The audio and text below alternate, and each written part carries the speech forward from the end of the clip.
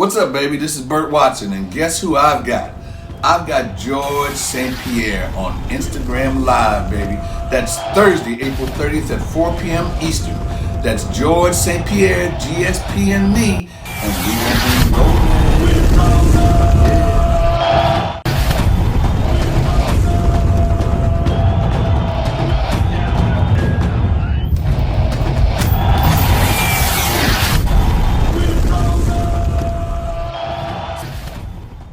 Or your two best fights? It's a tough one to call, it needs two guys to make a fight.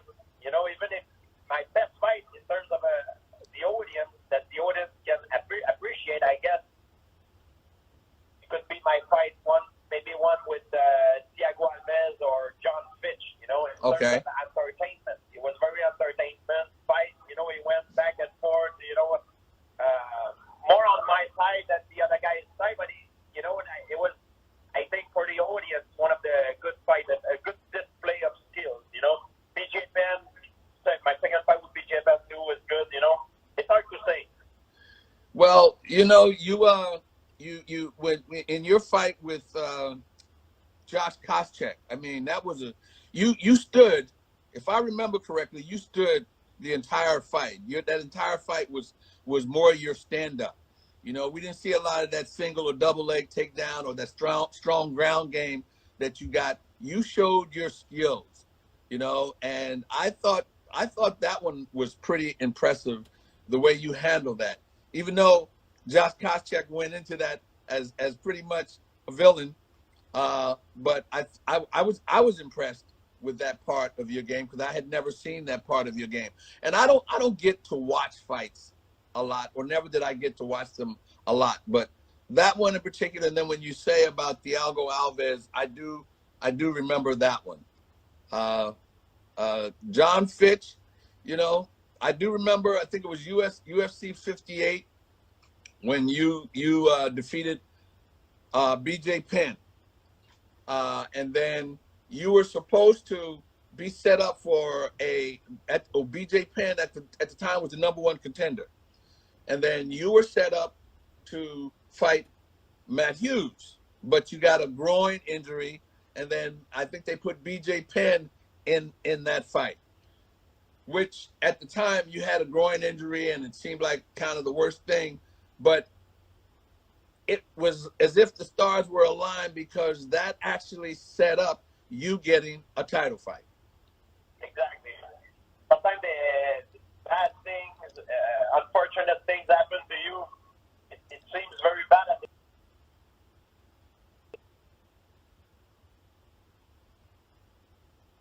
so in that case, that was a good thing. That injury allowed me to step back, to do some rehab. But in the meantime, Matt Hughes, who beat me before, became the champion. And I always wanted to finish on top. When I fight someone, I'm very competitive. And even if someone beat me, right, I want to make sure I beat him back. Well, you avenged. I mean, you had 15 title defense. You were 26-2. And you avenged all of your losses, and you went on a straight run up to 2013.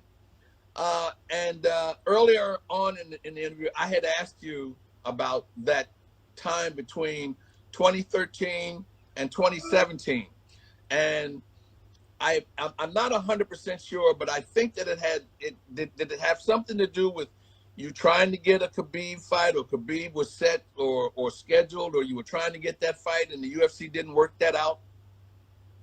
No, you mean after the fight with Johnny Hendricks? Yes. No, I just had a lot of pressure for a long time, and I had also personal problem, and also I was fighting against the performance enhancing drugs. I was telling it, I wanted the fight to be tested, and the UFC refused. They didn't want at the time, and I just felt like I had too much pressure for a long time. It's very hard to explain when you're the center of the attention for a long time. Pressure gets in the way, and sometimes they make you lose control, of yourself.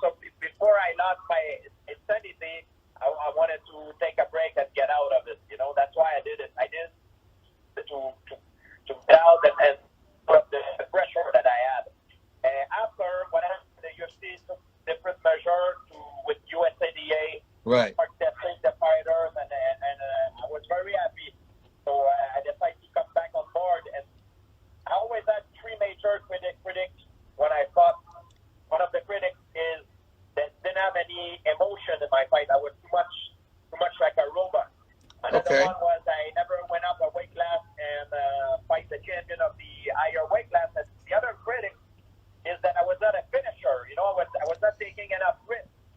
But when I came back, I thought it was a good idea to address the three major critics that I had through my career. You know, that's why John Denauer told me.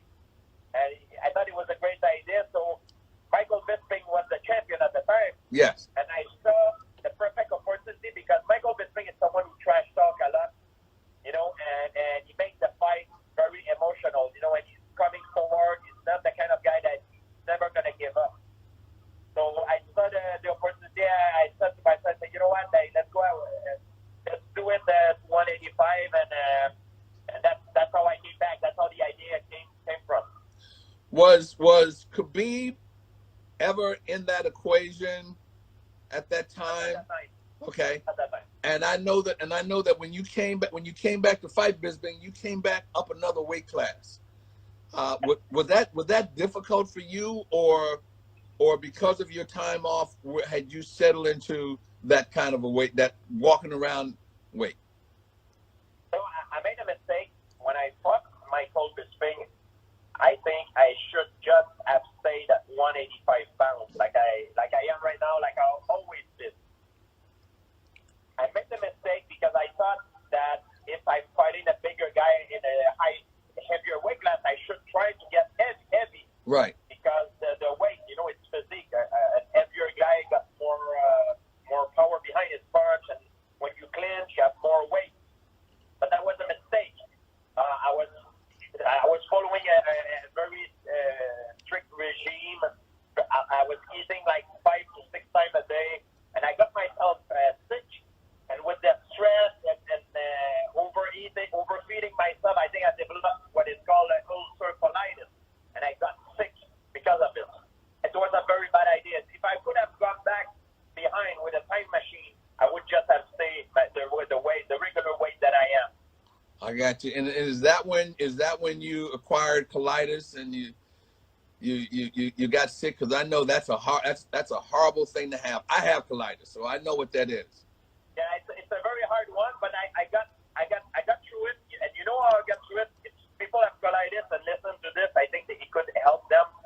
I got through it I got my symptoms reduced to a point that I don't even have any symptom right now. Really?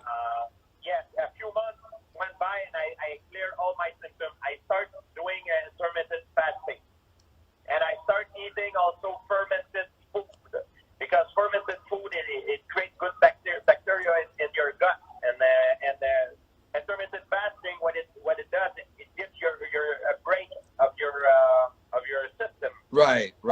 Those two mixed together is a good thing to beat colitis. Yeah, but that colitis is horrible stuff, baby, and I know that. Which is worse for you? Training, weight cut, fight week, or fight night?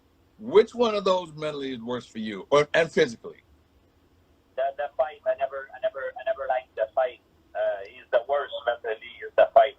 I never liked the fight. I like the privilege that being a fighter gives you, but I never enjoyed once stepping in the octagon and fight against another guy. Say that again.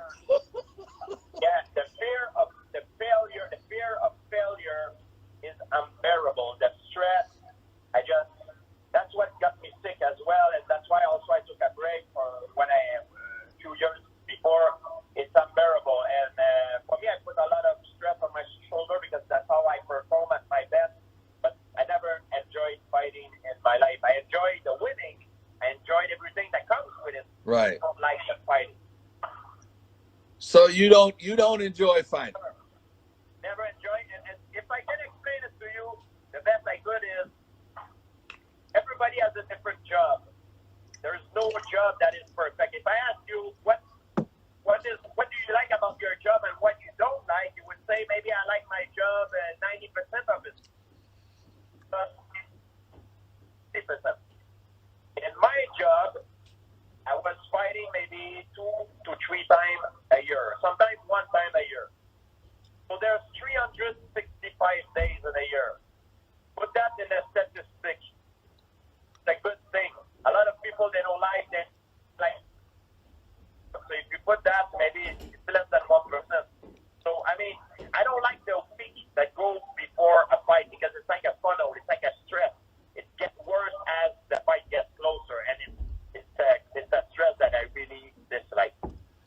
Wow. And I know that. What is it like for you?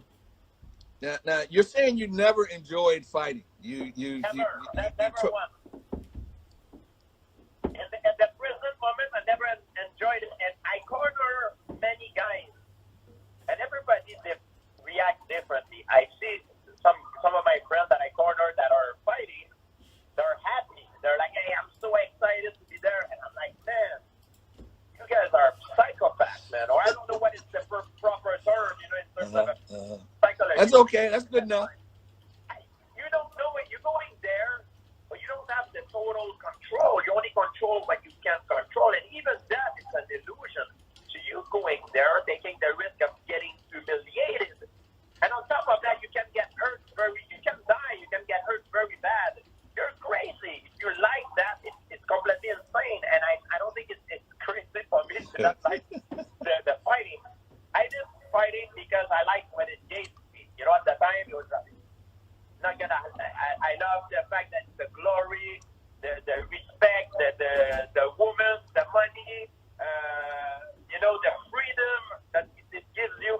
If you're not motivated by one of these 5 things, right, you start your career, and if you don't like fighting, on top of that, just don't do it.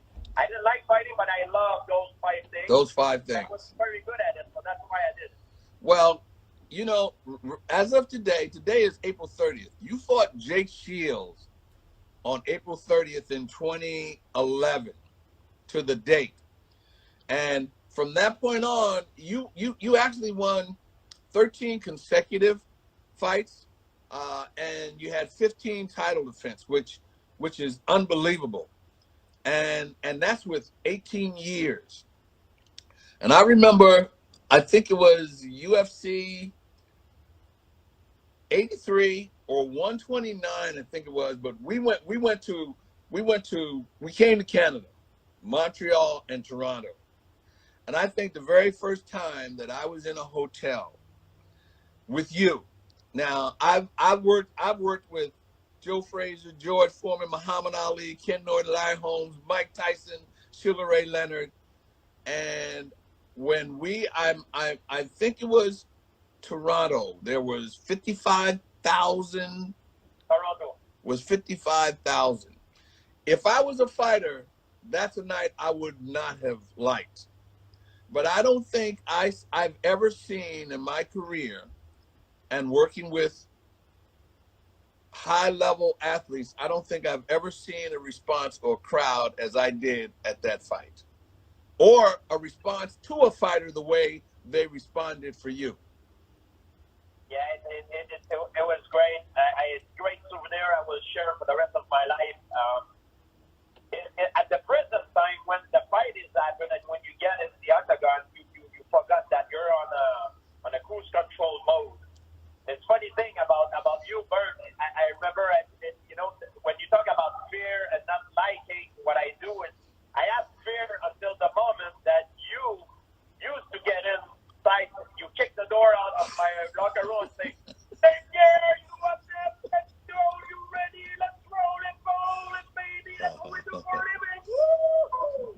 That's what you used to do to get us pumped. Yes. And until that time, when I hear that voice, that's when I get to a different dimension in my mind. So all the fear that I have is gone, and now I'm going into a cruise control mode. I'm not even thinking of what I'm gonna do. I'm just doing it, like cruise control. But I don't enjoy this. You know what I mean? And even before that time, I would say the waiting part is the worst. The waiting is terrible. The worst is, I would say, before you got into the locker room, when you used to come and get us, that was the worst. But once you come and let's go, baby, now all that is gone, and it's not about subjectivity. How you feel is about objectivity. What do you need to do to win the fight? And that's all matter. You as a person, you don't exist. The only thing that matter is things that you need to do, and these things need to be done at all costs. That's how I used to see it. And I knew that, and I knew that about fighters here, and I knew that about them here, and that's why, you know, I reacted towards the fighters the way I did. That's exactly why I treated you guys the way, because even though, I mean, I boxed, you know, but mixed martial arts now, I boxed until I learned that there was a better way to make a living. So, you know. When I fought Michael Bisping, my last fight, unfortunately, you weren't there. Yeah. It was not the same because I was used to hear you, to hear the door of my locker room getting kicked out from the outside. Boom! Let's go, baby! And this did not happen in my last fight, so it was not the same. So when I make my visualization, when I used to make my visualization, you were even yourself were part of that visualization. Wow. My walk through the cage was part of my visualization. So it's a big part of my mental game that went away.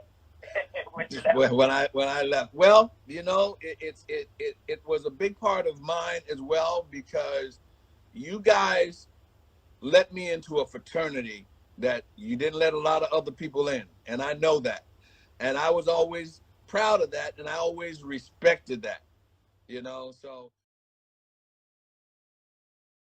it's George St. Pierre, GSP, and me, and we have been rolling.